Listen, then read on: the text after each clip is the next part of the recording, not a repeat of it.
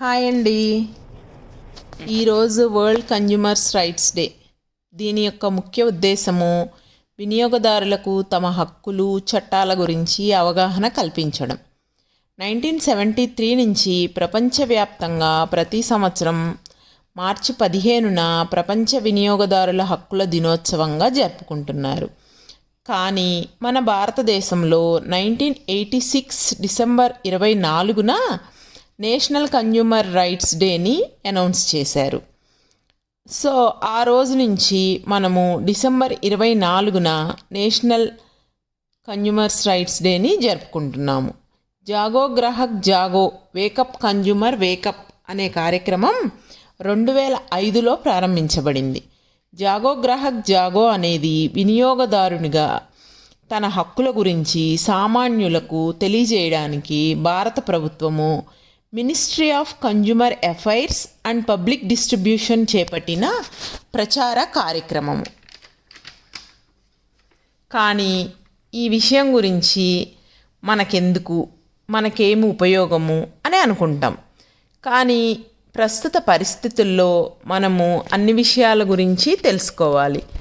ప్రస్తుత ఆధునిక డిజిటల్ యుగంలో వినియోగదారులు అనేక రూపాల్లో మోసాలకు గురవుతున్నారు.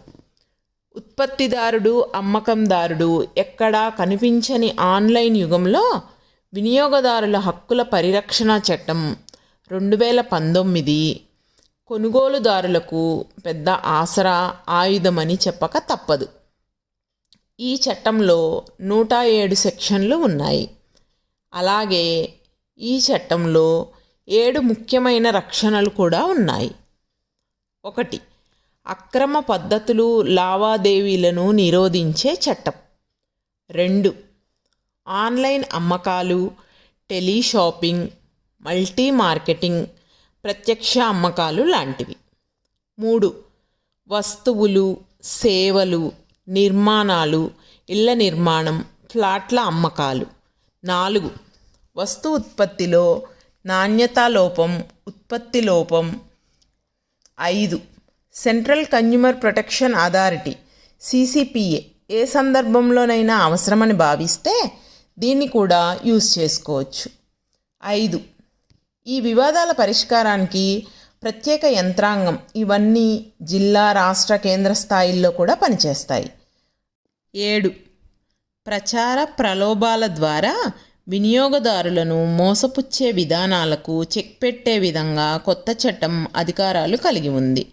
నా వీడియో నచ్చితే please like, share and subscribe.